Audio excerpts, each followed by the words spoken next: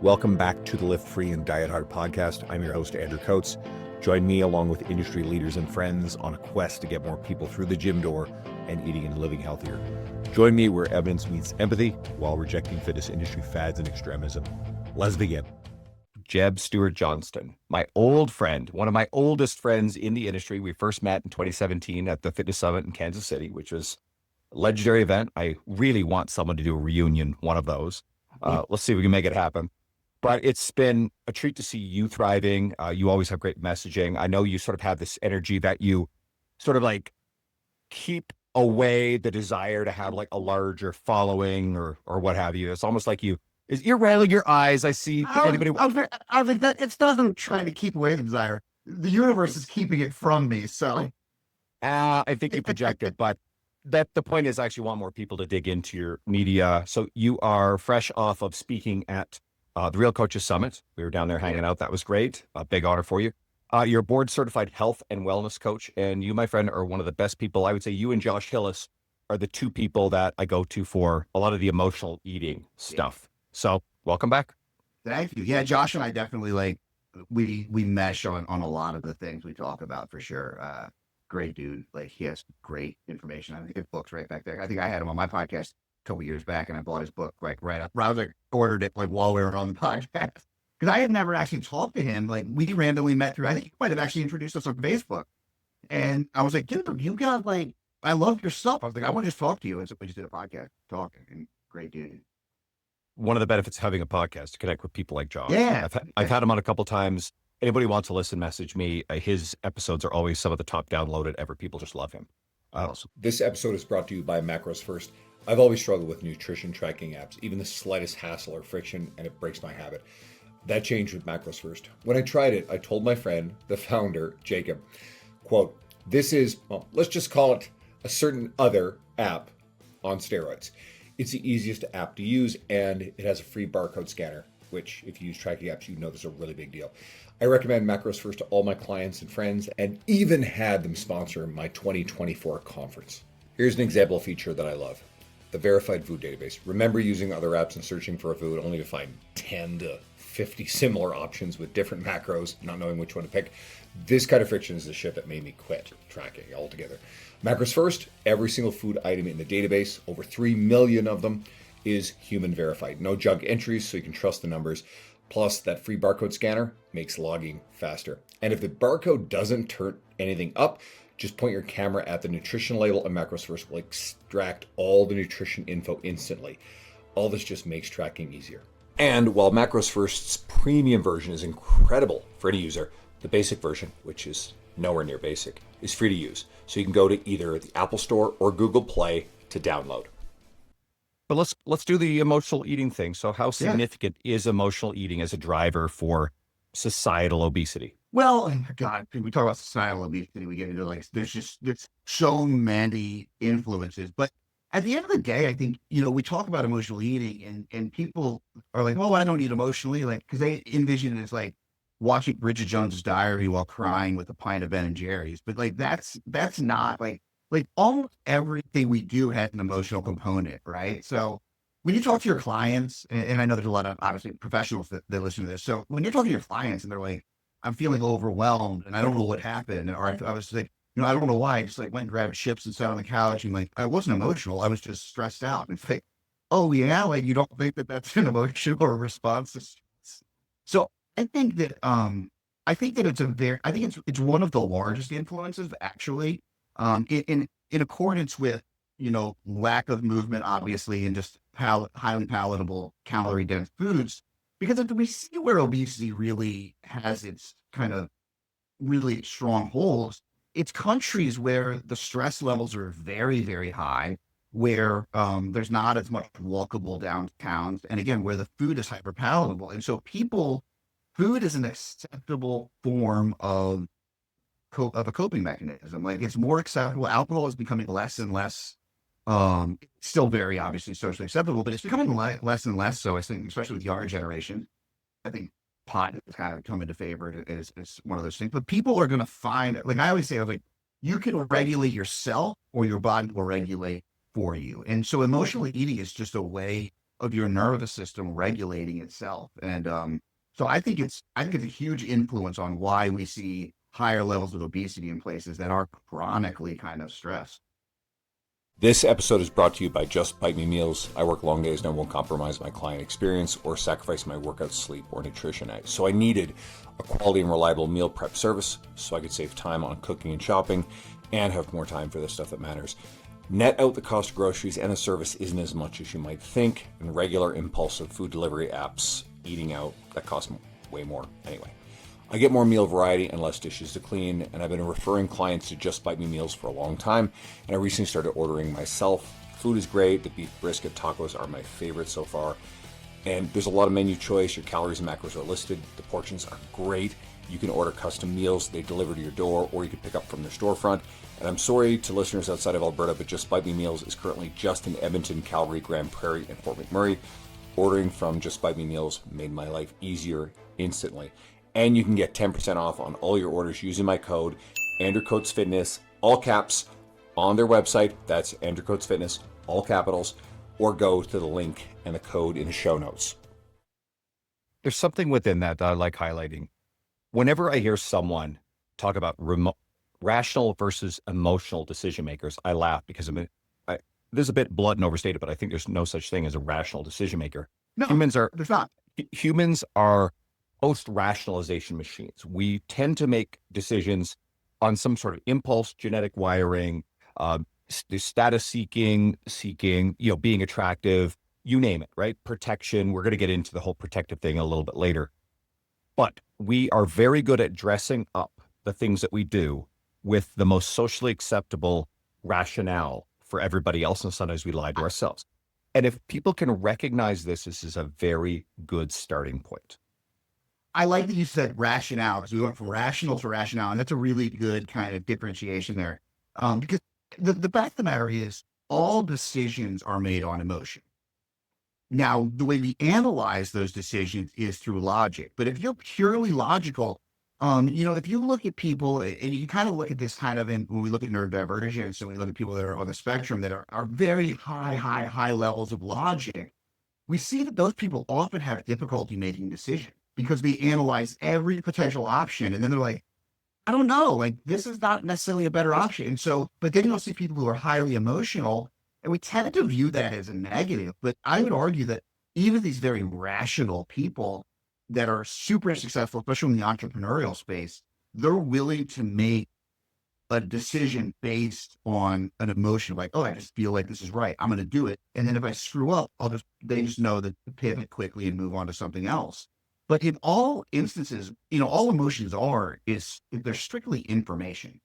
And our bodies are, and our history says this is the quickest way to get to a safety result at this moment. And so that's why we have emotions. That's why we have fear, right? Like, because if you sat up and said, that's a tiger, right? That has big teeth. Are those big teeth dangerous? What about the claws? Like, I'm wondering, if you did all that, you're dead. If you go, oh, tiger bad, run. That's simple. You're out there. Let's go into something practical because, obviously I'm trying to have conversations now more for the enthusiast and the end user.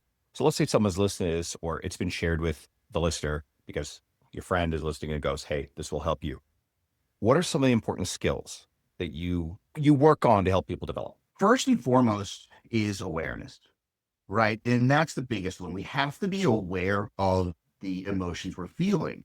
And so what we do first is we really tend to lean towards just focusing on awareness. Can I start to recognize, you'll hear the words like notice and name, and in the work of Lisa Feldman Barrett, who is a neuroscientist and psychologist, she uses this term granularity, which I love. It's get granular, really dig into what that emotion is. Like, oh, am I happy? Okay, well, what kind of happiness? Am I sad? What does that sadness look like? Am I angry? Okay, let's really get down to the root of it. And the next thing I go to is once we set that awareness, I'm big now into kind of, especially from polyvagal theory, this idea of like nervous system. So, emotional regulation, nervous system regulation, I think are two sides of the same coin. But with emotional stuff, we tend to have a bit of a bias towards creating morality around it. Whereas with nervous system stuff, it's like, this is a physical reaction. So we can kind of take that morality out of it. And we can just say like, okay, what is my state? And you're like, oh, I feel really overwhelmed. I just want to climb onto the blanket. okay, so what do I need to do then? Well, maybe I need connection. Maybe I need to call a friend or go visit somebody. Let's say you're feeling really agitated. To me, that's a nervous system state of kind of that part of fight or flight. Well, then maybe I need to do some grounding or some breathing exercises, or even like a cold pack on the back of the neck to change that temperature. What that does is it incites what we call a dive response, and causes a reset of kind of nervous system. Or you're feeling really like, I just need to get away, right? Well, that's that flight mode. And so, okay, well, maybe then I need to do something like, um, just do some light exercise, or, again, breathing exercises are the one thing we always have with us that are really good at kind of resetting that nervous system state. And so for me, it's like, can we first start to reset that state, and then go into the action that's going to help us become regulated. Once regulated, actually, the big Josh Hillis thing is the idea of urge surfing. I use that a ton too. That comes from cognitive behavioral therapy. Can I sit with this urge and just notice how it peaks and then starts to ball, and then I can start to let that go? I think what happens with a lot of people is we say, like, talk about emotions, and there's this narrative of like, sit with your emotions. And yes, that is something we want to do, but I think people interpret it as beat myself up for the emotion I'm having. So it's like, I feel sad, I need to sit here and just make myself sadder. It's like, no. We just want to observe it and be like, okay, it's okay to be sad. I can let that go now and analyze it, right? So And not judge. And not judge, right? It all comes, everything I do is based in non-judgmental curiosity. Can I say, that's interesting, there's nothing wrong with it, it's interesting, what is that? What is the potential reason for that? And so I think from practical things, breathing exercises are always great. Again, a cold pack. If you find yourself in the middle of an emotional eating episode, or a binge-like episode where you're finding yourself eating where you feel kind of out of control, that's when, like, the cold pack or something or even intense exercise, right? I'm no fan of burpees. That's a great time to do some burpees. You can just drop down, do like 15 burpees. It's something that'll get you out of that line of thought. But we have to recognize the state. Is a lot of that just giving the nervous system a different sensation? It's almost like you burnt your finger and then you start shaking your hand, and shaking is an amazing one, right? It's so dumb, but a client brought this up to me once years ago. It's like, you ever notice a dog gets in a tip with another dog, they'll literally shake. And it's like, you literally can shake off that nervous system state, which is amazing. So like you said, perfectly, burning yourself, you naturally, oh God, and you think you're ready to go, I'm like wafting it off. It's like, no, you're right. You're actually trying to shake the pain off. That's a perfect example. Yeah. And it works because it's creating a competing neural signal, so that way you're blunting the experience of pain by feeling a different stimulus. Yeah, because if we think about, like, and pain's weird because physical pain obviously has so many other components, but like when we're talking about nervous system states, if you think about what you're doing there, nowadays we fall into these nervous system states for things that are not immediate danger. Right? Like, we see existential threats as the same as getting trampled by elephants. It's no different. So we need to, like, we have these mechanisms so we can bring ourselves back much easier. But yeah, to your point, it's just like if at the end of a intense workout, right? Like, if we have time, there's nothing better. The reason you do a cool down isn't to do anything to the body except for, like, relax that nervous system excitation. It's another thing, like if I have clients that are driving home from the gym and they feel ramped up and they get home and they're always ramped up, it's like, listen to chill music. Like, listen to horn-ass music when you're training, and then throw on something really chill on the ride home and just bring yourself down, breathe, like, let yourself kind of, all right. And you'll notice you go into your house, and if you've got kids, right? Because that's a big thing. Like, people come home, they've been stressed all day, they're driving, they get home and they're still kind of stressed out. And kids walk in, and though they're things to their kids, that's intense. There's a lot going on. It's like, oh, and they just stay in that state all night. So it's no wonder after dinner, they're still feeling this thing. And like, I need to calm this. How do I calm this? Okay, let me get the chips. Let me get the ice cream. Let me get whatever it is. Like, I'm not going to admit at all to standing in front of my fridge a few days ago, eating shredded mozzarella compulsively, just because I was hungry, right? And I mean, like, to me, it also, like, I think about it, it's like, I don't remember being in any sort of weird emotional state, but at the same time, I'm sure on some level, now, I rarely do shit like that. I laugh about it because I also, like, enjoyed it. It tasted great. Yeah. I thought about it, was like, okay, cool. I feel a slight compulsion. I am not going to judge this fact. And I think that's a big thing is if you can do these sort of things without judgment and then move on from them, like, okay, no big deal. This is not a big deal in the course of like a month's worth of calories. No, So no. how much of this is then feeling shame for the behavior?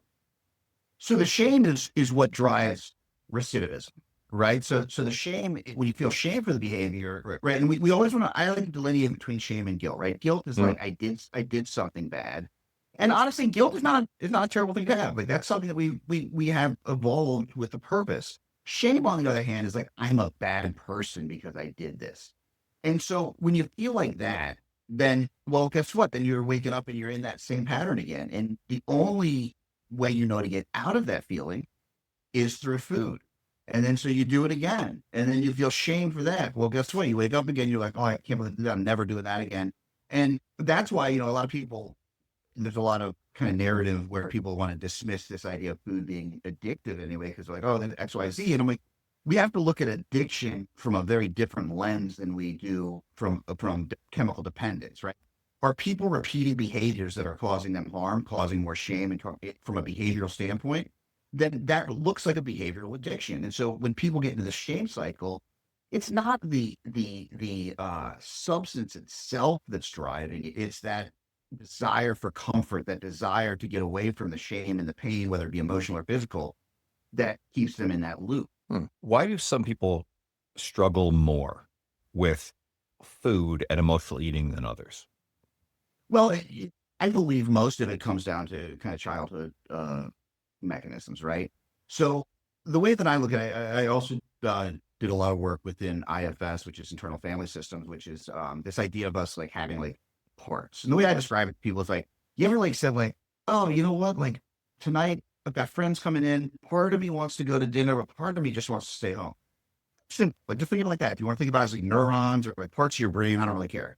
But the idea is that we're not just this one singular person, but like actually like there's parts of us that kind of manage different areas of our life. And most of those developed when we were younger, probably between like 8 and 13.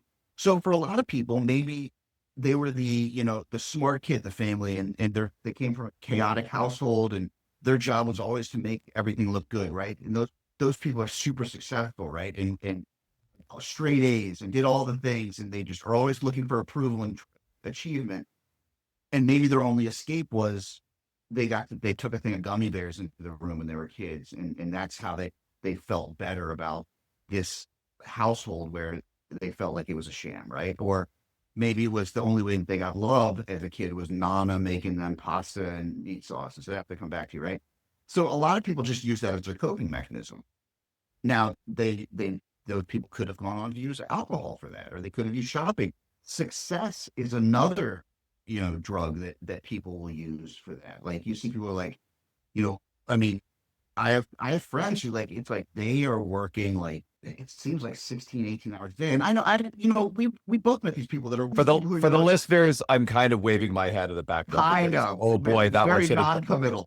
That sounds very close to hope right there. But go on. But and we're always gonna have something, right? And the thing is, again, back to the non-judgment. It's not necessarily a bad thing. Like for me, when I got sober this time, that's when I really dove into working out. I dieted really hard. I went into this like crazy thing. I got super into research. I got super logical.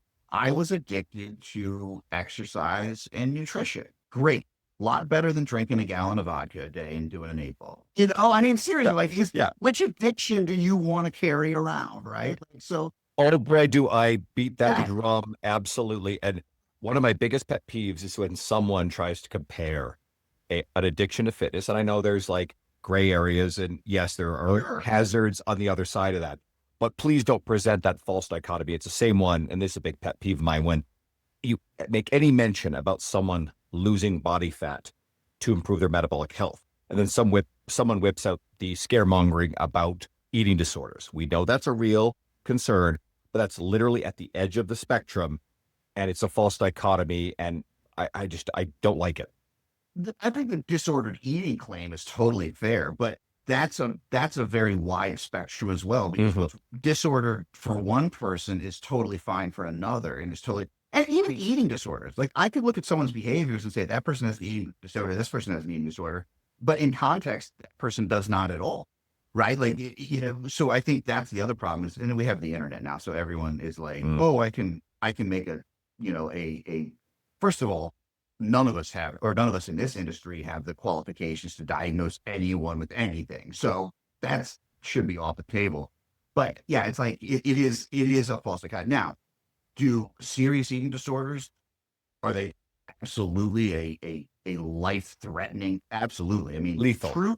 if you've ever seen like true eating disorder, it is like when people are truly anorexic, that like it is terrifying because they are on death's door and still won't eat. Whatever, we don't talk about nervous system. There's something that totally gets miswired where they short circuited their biology that keeps them alive. So again, like to your point, someone loses 20 pounds and goes on and someone says that, it's like, get out of here. Like, come on, that's not fair to them. It's not fair to anybody. And it's also just stupid to try and diagnose someone on a picture on the internet.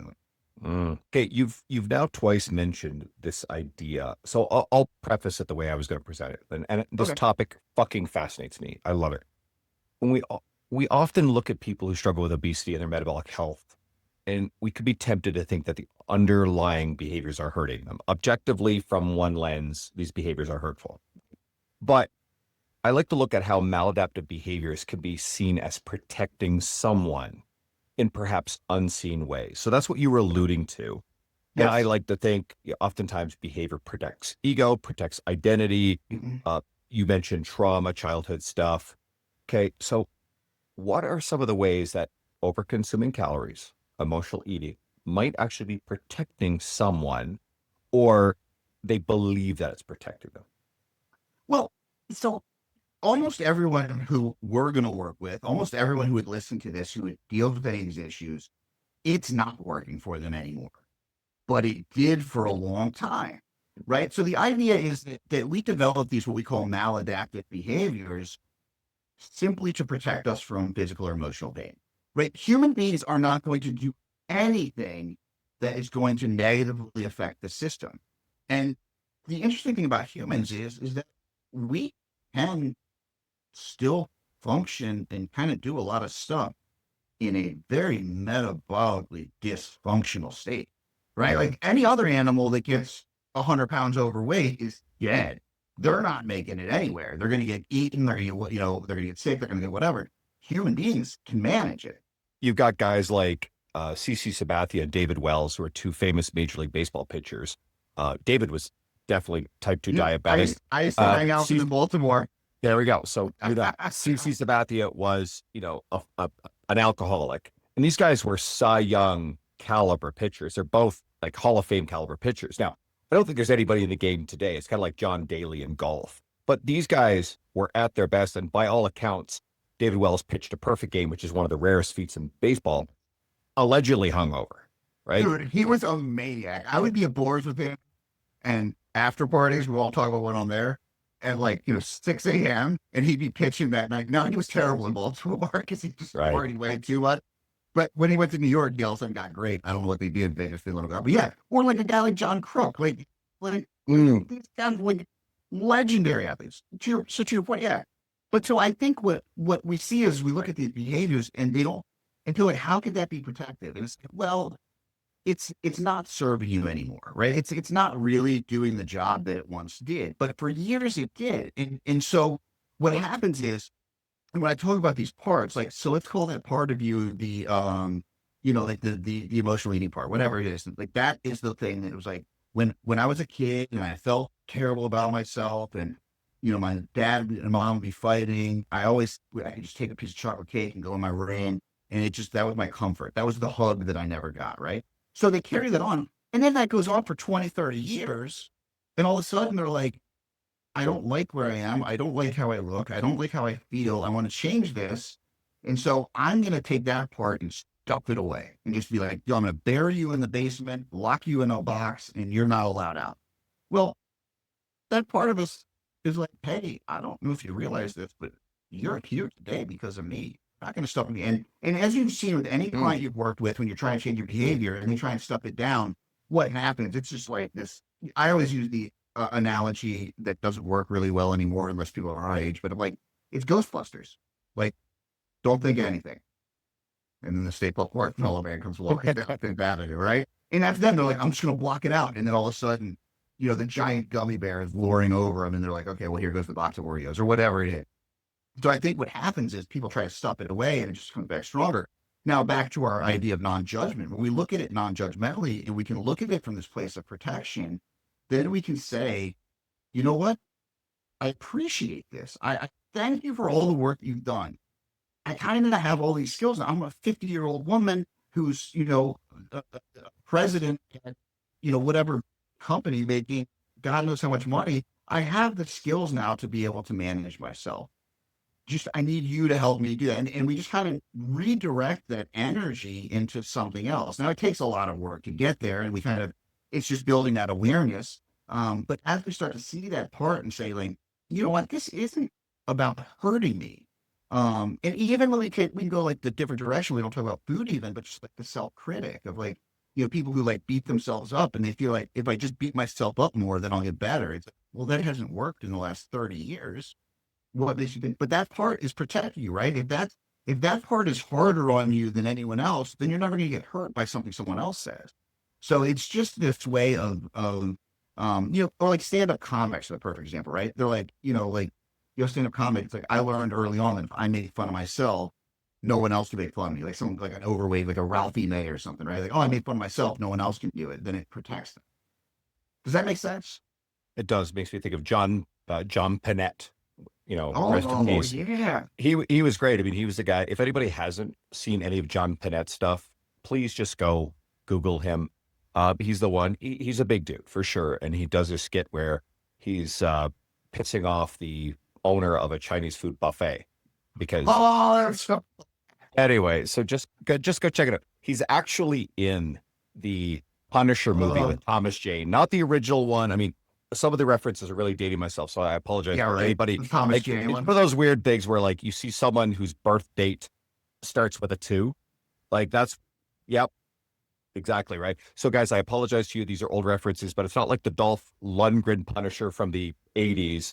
But this Thomas Jane Punisher is getting kind of old now, right? Rebecca Romaine is in it, but one of the roommates is, sorry, it's not Paul. It's John Panette. My apologies, John Panette. No, I said John Panette. I thought I said Paul. Either way, John Panette. But great guy. Anyway, but back on course. Do people are they consciously aware that their behavior is protecting them? No. And I don't think any of us are until someone points it out to them, right? Like to me, it's like alcohol. That was my drug of choice from the, you know, I mean, when I was a little kid, I mean, I would get sips of my dad's beer, and then, you know, first time I got drunk, I was probably 11 or so, and so that, you know, it almost ruined my life on multiple occasions.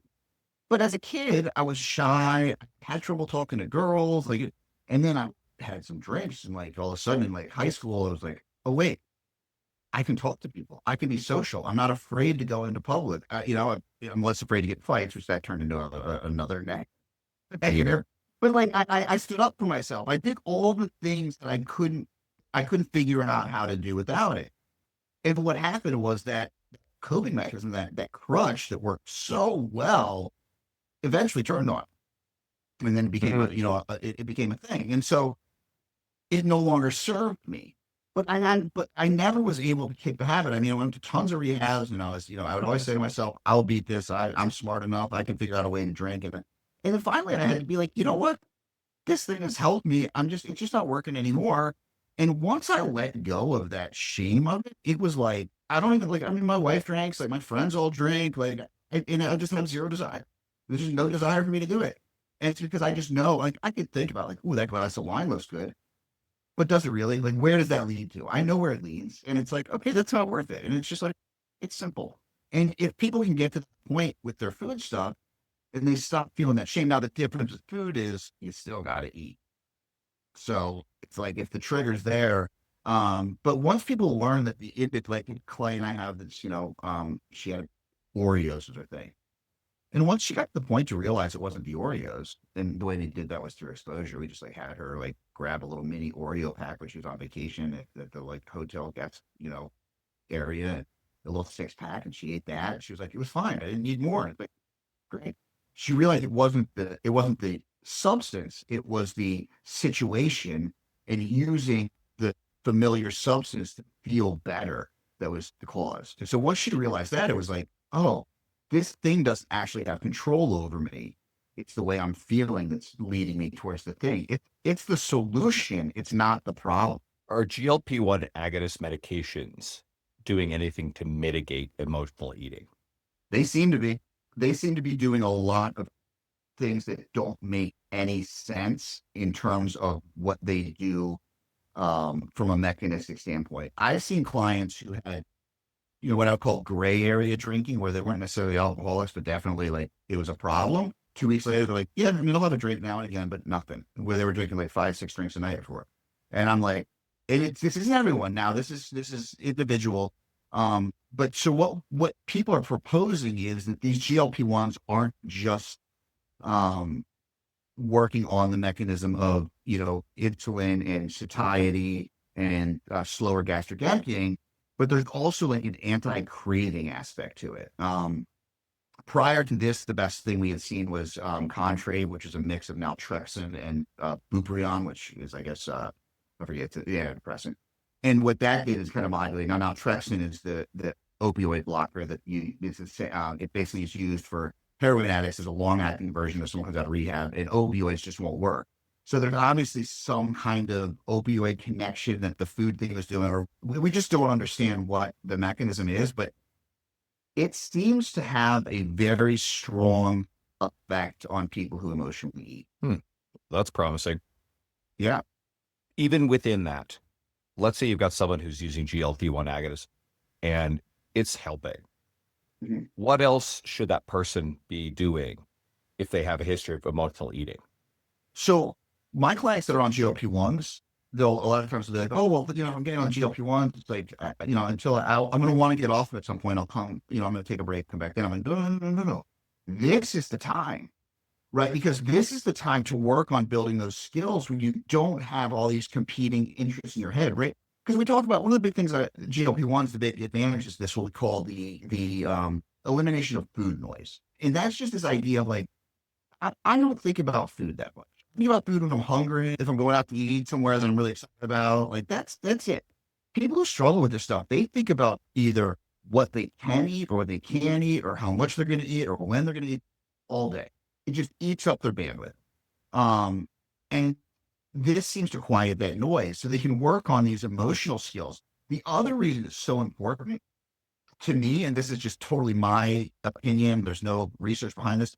My feeling is that when we take away the number one coping mechanism that someone has used their entire life without any replacement or any kind of adjustment, it's going to pop up somewhere else. And that could be shopping. I've seen people who basically binge shop where they'll spend thousands of dollars on Amazon or whatever.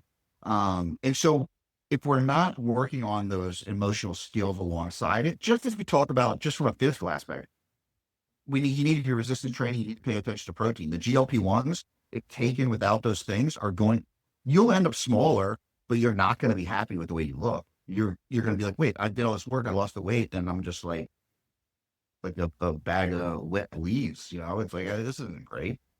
So it's the same thing. We have to work on our head through it, just like we need to work on our body through it, because it is a solution to what you think the problem is, which is your weight, but that's not actually what the problem is. This theme about food noise has come up a lot in recent episodes. Yeah. I just recorded with Stan Efferding. That should be out by the time this does.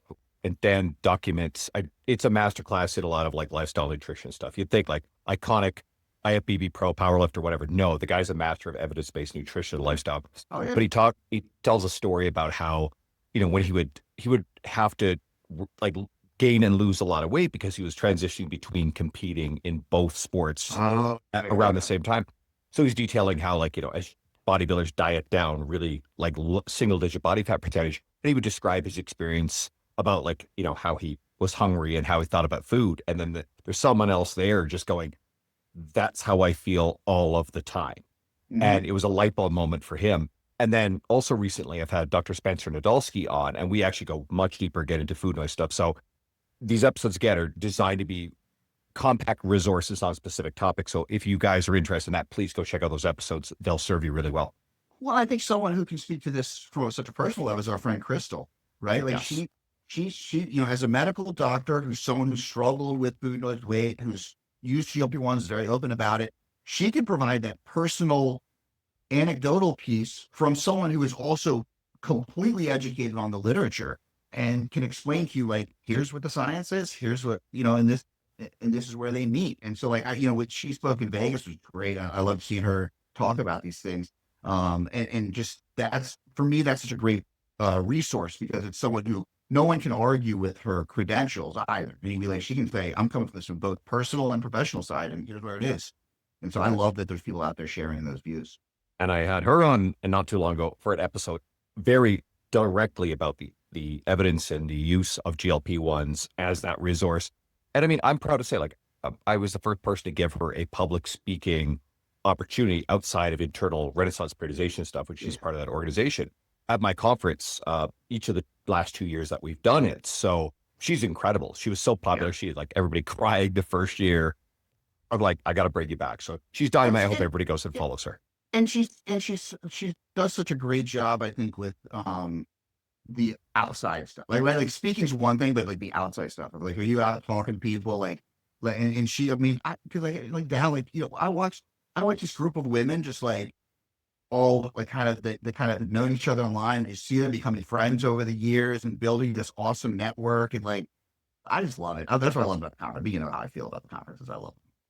Well, I just trained Dal this morning, right? And she loves you. She's doing your mentorship. So she has nothing but the greatest things to say. So she'll listen to this, I know. So shout out to Dal. She's been incredible. She's lost 120 pounds lifetime. She's immersed herself in learning about resistance training. And, for everybody listening who's not familiar with her, she was so hungry to learn that she was binging all these podcasts just for her own knowledge. At one point I said to her, you need to get certified and you need to coach people. So she did. She binged that.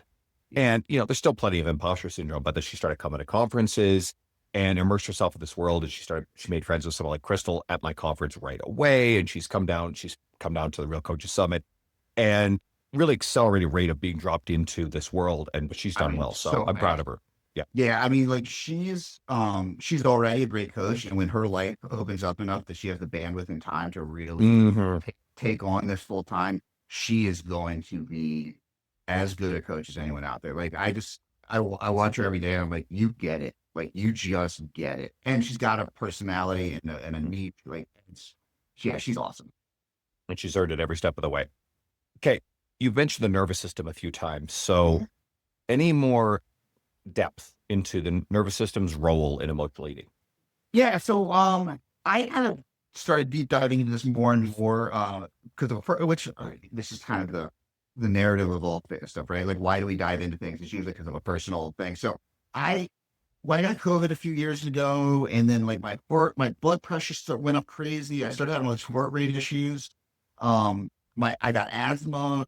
And so getting into it, basically what I had is something called dysautonomia, which is the nervous system does not regulate in accordance with stimulus. So it's all screwed up. So I've done a lot of things, from I spent a month doing cold plunges every morning to kind of work on a regulation of the nervous system.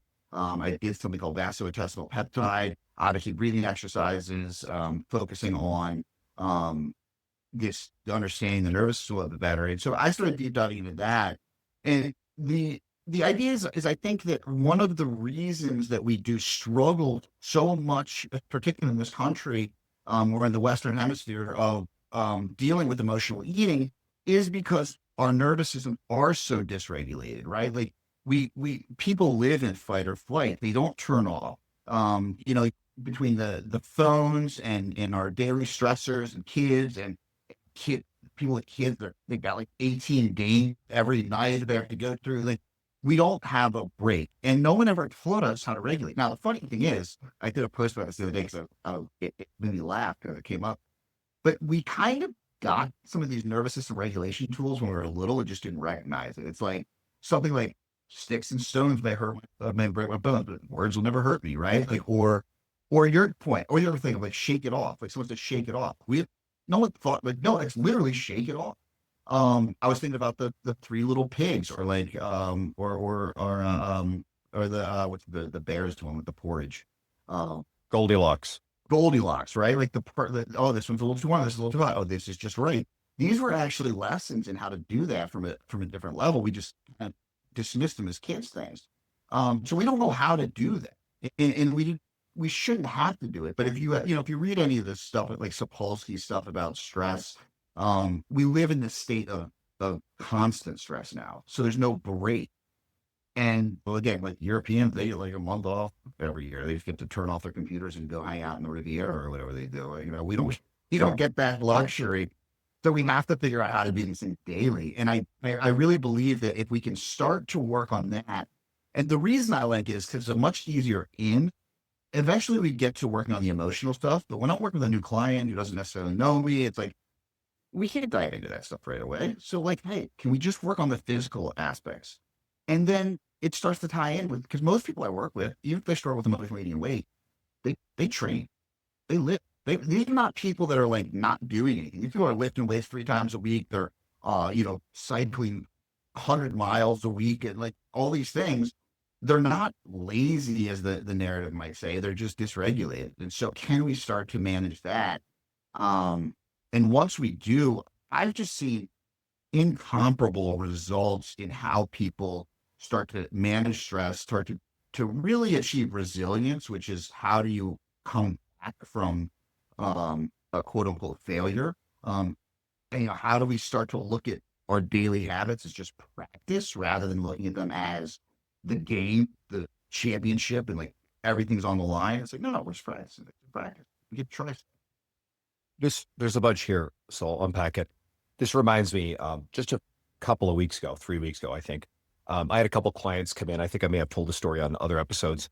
And they came in one morning back to back, and they were both just cooked, right? Nervous system was cooked. And I asked them, well, was there anything big going on in Canada right now? Because I knew, right? And so they're not quite cluing in. So number one is we're in Edmonton. The Oilers have been in the playoffs. And I think in the first round, they were playing poorly. And it was a lot of crazy games. They're all of a sudden now they may make the finals. They're up 3-1. But at this point, it looked like they were to lose the first series. They had comeback wins.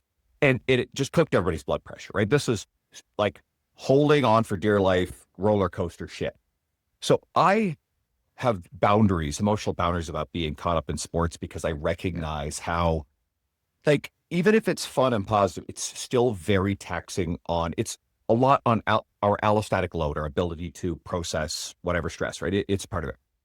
That same week was the Canadian federal election. And one client was very much on one side of the fence and one was on the other.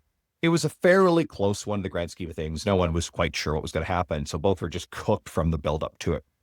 And so one of them was at the hockey games, literally at the Rogers, whichever arena center, whatever. Like every stadium in Canada is now called Rogers, right? So it's really confusing, really stupid.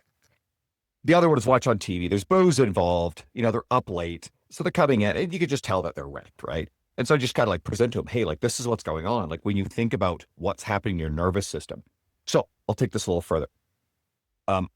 One of the things that I think is most detrimental, and I recognize this when people get very outraged and impulsive on social media, and I recognize it's poor emotional regulation. Yes. Is if you think about it, this generation is the first generation to have access to real-time information and misinformation about every complex geopolitical, and a lot of it is socio-political for sure. Each side of the spectrum tends to have different things they care about. And then they have their specific thing that they're particularly outraged about. And then they feel like everybody else needs to care about this thing as much as I do.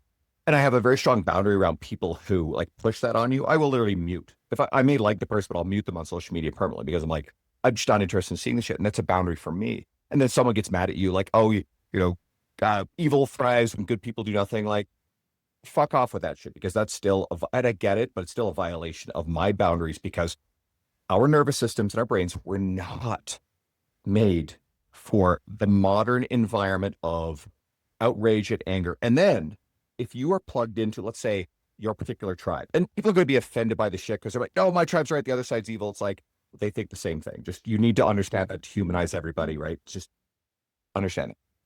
So I get my place back on this one. But if you are plugged into your side's outrage, either A, your side in this context is mad about the shit the other side's doing, or is talking about the shit they care about, which gets you pissed off. You also get exposed to the other side's shit, which also pisses you off. Both sides, the talking heads, their agenda is to get you mad and engage with them. They don't care about you. This is really important. The people that you follow, the media you are plugged into, these people don't care about you. They're manipulating you into outrage about shit that you actually have, in most cases, no influence on. And then it is absolutely cooking your nervous system to where you're struggling to actually take care of yourself and do positive, kind things for the people in your world. One of my biggest things is I save my bandwidth to try to do as much as I possibly can of good for the people in my universe who want to consume this podcast, plug into any of my other media I'm coaching, my friends, network, etc., to be a net positive influence on the world. And there are going to be people who are going to be pissed off with that sentiment because, like, no, you need to care about all this shit. I'm like, no, the fuck I don't, because we were never raised in an environment where you knew what was going on outside of your own village. This is a recent phenomenon. That's it. Right. That's it. End of story. That's it. Mm-hmm. Sorry. And that is how I protect my energy to be emotionally healthy. I'm not interested in having higher blood pressure because people are pushing. I let all of the outrage in because there's a lot of bad shit in the world. Like, there's tons. That's it. You can find it when you're talking about the entire world. One of the things I'll talk with clients about is the difference between adult empathy and what I call like childlike empathy, right? Adult empathy is like, wow, that's really terrible. I'm sorry that happened to you, but understand that it's not affecting me. And I'll actually say this to clients. I'll be like, I need you to know that don't be like nervous about telling me that you failed at something. I was like, I care about you. I care about you seeing progress and being happy, but your results don't affect me. Like, it doesn't affect me. And then the same thing with, if it's a typhoon in Indonesia, that's very sad. But if you can't get out of bed in the morning because you feel so wrecked about something happening, that's something that you need to look towards, because that shows an inability to understand context and nuance. And to your point, understand that, like, I'll say the macro and the micro is like, people want to worry about the macro, like, oh, I'm going to change the world by getting on Instagram and like, to your point, I'm going to talk about geopolitics, which I'm all about. We're going to talk about. We are not experts in this. We are not qualified to speak on it. Yeah, but I'm going to get on the internet and say that, and it's going to solve the world. It's like, hey, there's a dude down the street whose wife just died. You could make him a lasagna and take it over there, and I get you. That's going to make a lot more impact in not just your life, but your actual world. Go work hard, earn more money, turn around and use that money towards causes you care about. Volunteer. So this leads really perfectly into the next topic of conversation. And I won't get specific, but some months ago, I got a message from a friend that apparently I'm on a list of like a lot of figures in the industry that included Lane Norton, Ben Carpenter, Sohee Lee, you name it, long list of people who refuse to speak out about a particularly complex issue that was going on. And there's this big post on TikTok, eventually got taken down. But the guy who posted it up, very much persona non grata in my world. I've known about him. I know kind of one of these screechy, narcissistic, performative, and it's what I call performative empathy, where they say and do certain things to make themselves look really good, usually tearing down other people in process. But their only agenda is money, status, attention, and I don't go for that. So this is from you. You just get straight up pissed off by fitness influencer, narcissistic self-aggrandizement. So talk to me about that. And so I get pissed off about it. I really shouldn't get pissed off. I guess I think I get more disappointed. My words. By it. That's my words. Oh, yeah.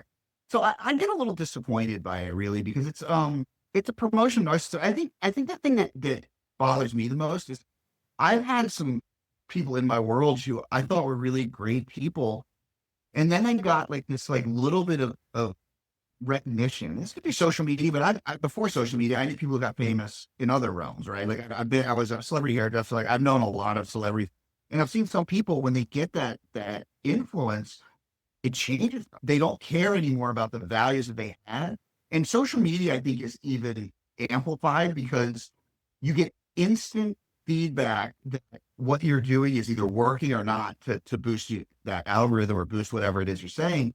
And so people will often just say more of that thing, even if they don't believe it. And then they become basically slaves to the content versus creating it and having original ideas. And I think so. I think there's a reward to the narcissism. And to your point, when someone comes on and they first of all, they insist that you have, because we don't need to have opinions on everything. And Yes. in fact, I like, no, I'll talk about stuff with the internet. And usually I'll say, first of all, I know none of you actually care what I think about a topic, but I'm going to say it anyway. Right. Because I know nobody should listen to me on things outside of my scope. And half the time, even things inside my scope. But so I think what bothers me the most is that it's very much rewarded. I think there is a backlash that's starting. I think we're starting to see, people are starting to see through it a little bit. Well, to this point, Kelly Matthews, who I just discovered, I guess I believe, if I understand it correctly, I think it's Tim Riley who's going to come up on this podcast. And he's one of the hosts of Coach 'em Up podcast. So Kelly was on there. She got a huge following, and she was calling this out, where this posting up green screen stuff where you take someone else's content and you sketch, and you either sit there with like a nod of approval, which is useless, or, attacking and tearing down. And I know George, I just saw like yesterday where it was like, it's going super viral. So that was awesome. I love Kelly that. Matthews, Yeah. and she nailed it. And Jordan Shallow's been denouncing this stuff a lot, and for lack of creativity. And I think it's worth noting, I think there are people who do it well, but the majority of it, I think, is exactly what you said. If someone gets a taste of, oh, this goes viral, this works, so therefore more. And there are definitely coaches, some of whom I love, I think are great people. And then there are some that I'm like, I could do without this person. But I know they're caught in the chasing virality loop, and they're disproportionately negatively affected when their social media, like emotionally, when their social media is not doing well. And listen, I'm someone who has played the social media game. I know how to do it. I've done very well by it.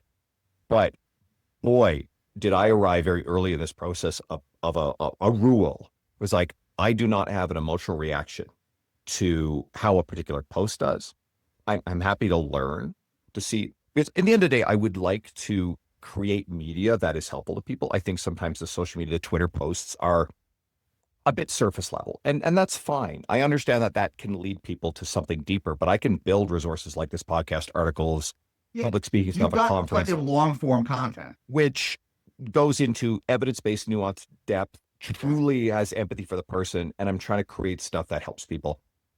But I think there are too many people that got caught up in the vanity metrics of it. I think too many people get caught up in the status chase of it. And I think they are always chasing virality. Yeah. I had one viral post. I got like 1 million views, which my post don't get very big views. It's not a thing. But this was just a meme I made of like late at night when I was in Phoenix at Silverback after watching the Jake Paul, Mike Tyson debacle. Something about like young fitness influencers saying age is just a number, right? And Mike Tyson getting, punched for it. And it blew up. It was the dumbest thing I've ever made. It had it had nothing to do with any of my content. So it didn't help me at all. It had nothing to do with any of my other content. But I was just like, if I had been someone who was like, this is the ticket, I would have leaned into that. But how would that help me to provide information to the people that want to work with me, or to help them to see what I do? It doesn't. It just built up a big number. And then it's like, it doesn't relate to that. So to your point, I've talked to you for years about social media strategy, right? And one of the things you did is you found what you like to do. You didn't chase trends. You stuck with it consistently over time, and it worked. It worked. And to your point, it's like, yes, some of those things surface level, great. Because guess what? When people are doing this, scrolling through, they're not sitting there for 20 minutes to like hear some nuanced thing. If they want that, you've got podcasts, you've got plenty of articles. Like there's plenty of that. And it's opened so many doors to conversations. And this is something I take pride in. I still do it. Anybody who's listening who's ever messaged me knows. And you know what? Here's the invitation right now. Clear invitation.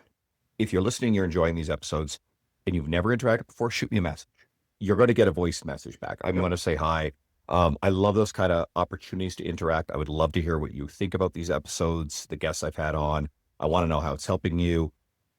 We do this, like, you, me, you're here as a guest to get things that help people in the hands of more people. I'm hoping you guys will share this. And I understand a lot of the people with followings of similar size to mine who have boundaries, young families, and they just can't respond to everything. I get that. There's no judgment. How I think there's an underrated benefit to just having those kind of interactions. And I think when it comes to the narcissistic types, the attention-seeking ones, the ones that chase the numbers and the status, they want people to see the visible symbols like following number, like counts, etc. And you can't measure or brag about the DM interactions that you have with people or the impact that it has. And honestly, if a post, one of my favorite response on a post is this happens minimum weekly. I needed this. And if that fluffy post that's a little bit surface level, someone saw at the right time, and instead of staying on the couch, I say, you know what? No, I grab my bag and they go to the gym, and it kept them from quitting that day. That's everything. It's huge. I mean, there was a guy I met in Vegas that he followed you. He sent a message, and you helped him. He still does stuff with you all. You got him into working out. He was having trouble with alcohol. He messaged me because of you. And I think I went to talk to him. I don't think of it. And we meet in Vegas. And he's like, literally it changed my life. He's like, that conversation with you is how I started. I quit drinking. The conversation with Andrew is what got me to working out. I've lost like 100 pounds. It was just a story. And I was like, and it was the first day before I had spoken. I was like, my weekend is made. Like, I don't care about speaking now at this point. I do, but this means more to me than I didn't remember the interaction at all. But it just shows that the influence, the power we can have by just being kind.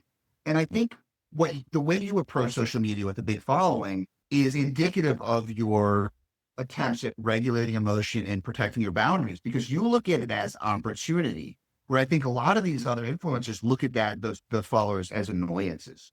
The people who are messaging them, they're like, oh God. Sure.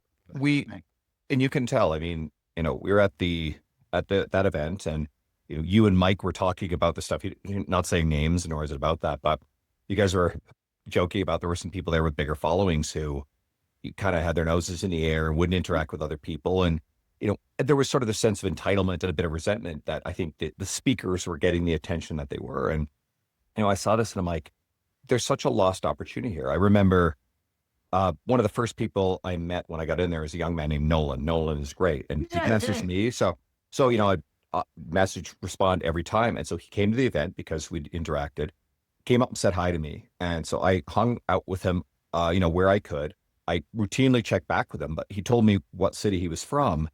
And I still remember. And then I had connected with someone else who was also from that city. So immediately I went and introduced them because they're from the same city. But here's something really important. Oh, God, it's a cheat code. People, I almost get tired of the buzz about being a connector or what have you. But guess what? If I know, fuck that shit.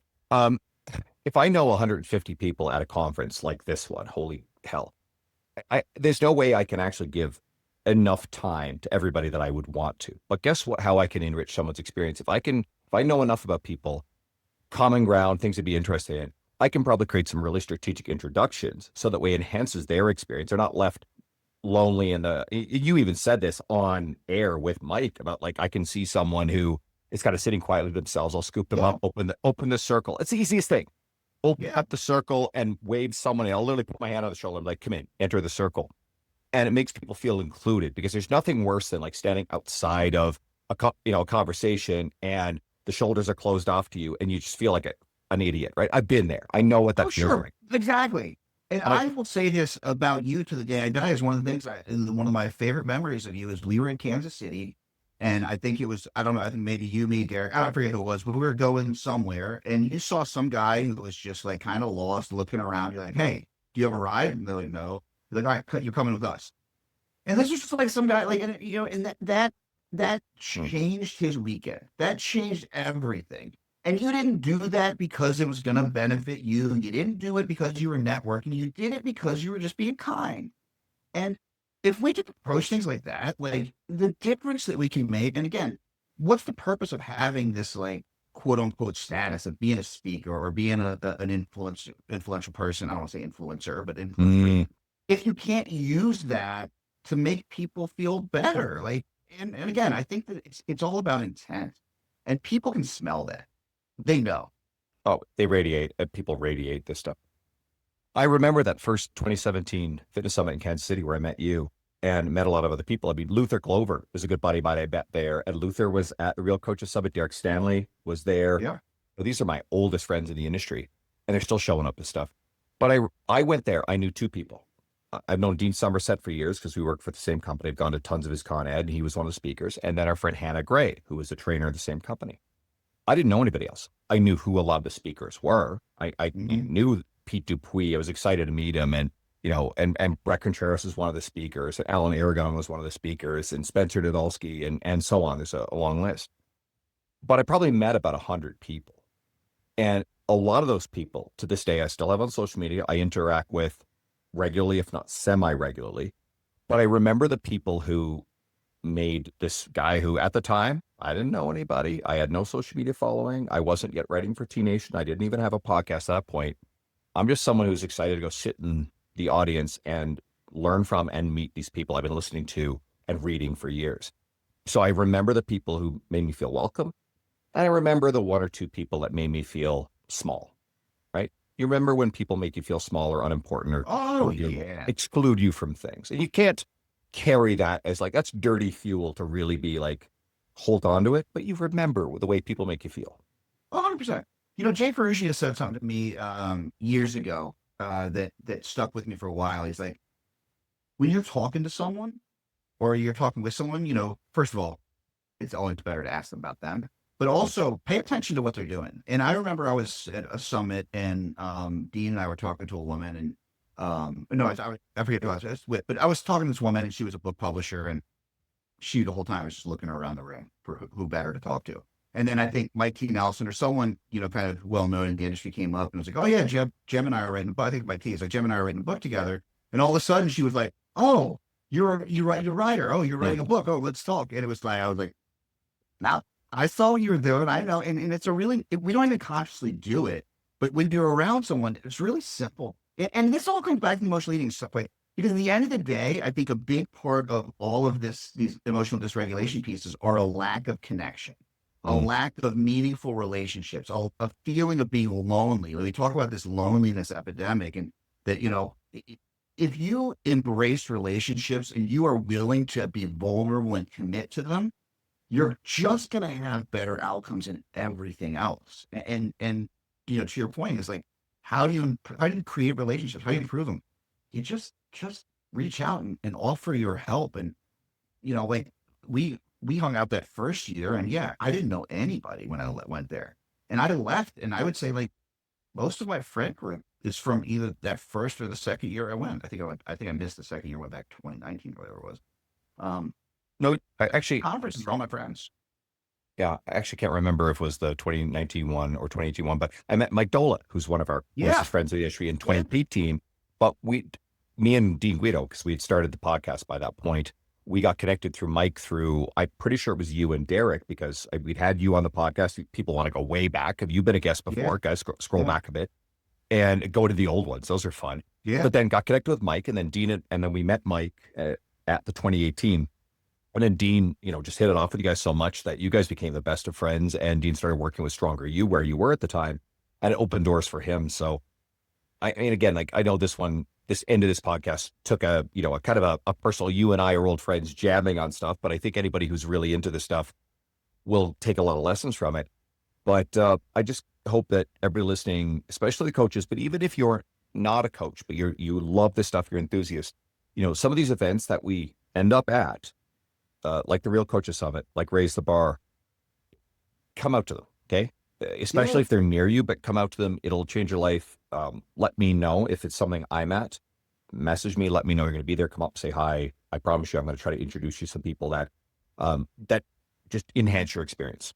I love that, like, fitness enthusiasts are coming to these things now, because it's so cool talking to them and be like, oh, like, what are your takes on this whole world? Because we're so immersed in it. It's like, what does this look like from the outside? Jeb, you're a beauty.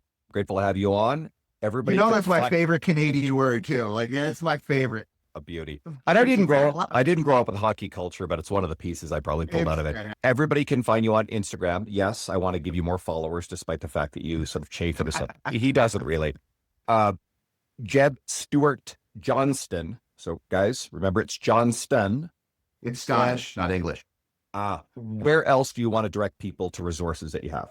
My website, foodonthemind.com. If you're looking to like delve into this stuff a little bit more, more into it, I have a couple of free resources. I have a mini course that I have for enthusiasts, for people that are trying to break emotional eating personally. I also have a mini course for coaches. Both those are on my website. You can shoot me a DM and I'll send it to you. But the mini course for clients is right on the front page of my website. The one for coaches I haven't put up yet because I did it for Real Coaches Summit, but I'm going to release it on Instagram. So that'll be out probably by the time this airs, it'll be pinned on my wall. So you can find that there. But in any, any kind of contact me, just shoot me a DM, shoot me an email, jeb@foodonthemind.com, whatever you like. I'm like Andrew. I love to talk to enthusiasts, professionals. I'm on calls with people all the time. I love this stuff. I love talking about it. And it's, it's a passion of mine. And so I love talking to the people that are into it as well. Well, as always, if you guys are enjoying these episodes and staying right to the end, these episodes have been blowing up. Like having Brad Schoenfeld on recently, that episode went bananas. Several other big ones recently. Melody Schoenfeld's brother, I've heard. Yeah, exactly. Right. That's a claim to fame. Is Melody? Absolutely. Right. She's the famous member of the family there. And I'm going to get Melody on again in the future. Melody's one of my closest friends in the space, dude. She's an amazing human. But they've been doing really well. And I know that by the time this is out, I'll have had episodes with Dr. Lauren Colenso-Semple, who's incredible. It was good. So it was really good. Stan Efferding, Spencer Nadolski, and many more people. And I've got a lot more big ones coming up. So guys, keep diving in. I appreciate you. And get these in the hands of people in your world you think these individual episodes would help, because that brings more listeners this way. And then that way we can put better people, better information in the hands of the everyday people. Because, I'll listen to some of these popular podcasts that get questionable guests on sometimes. I try to bypass the questionable guests, but some of the mainstream wellness podcast world, we get some questionable stuff, some dubious stuff. And I am genuinely trying to create something better. I can't compete at that level, but the more people you guys share this with, the better we do. So thank you guys. I appreciate you, Jeb. You're amazing. Thank you. Thank you. Thank you so much for listening to this episode. I put a ton of work into bringing you industry-leading guests. I also put a ton of work into my coaching programs. Registration is now open for my Forever Strength 13-week online women's strength program. It starts Monday, June 30th, but secure your spot today. I cap registration at 125 members. This round offers between 2 and 4 full body strength workouts. It's flexible for you because summers get busy and you don't want to drop your strength training completely until fall. You can choose between a gym program or a home dumbbell and TRX version. There are tons of great programs out there, but here's what sets mine apart. While my program is structured so you can function independently, I'm here when you need help for form feedback, coaching, support, and I reply promptly, not just in 24 hours. I've heard horror stories about coaches and programs that charge high ticket prices, only to have the coach take days to respond, if they even do at all. More and more coaches are trying to automate, systemize, and scale themselves out of interacting with their clients or even being a real human. You'd get better support from it.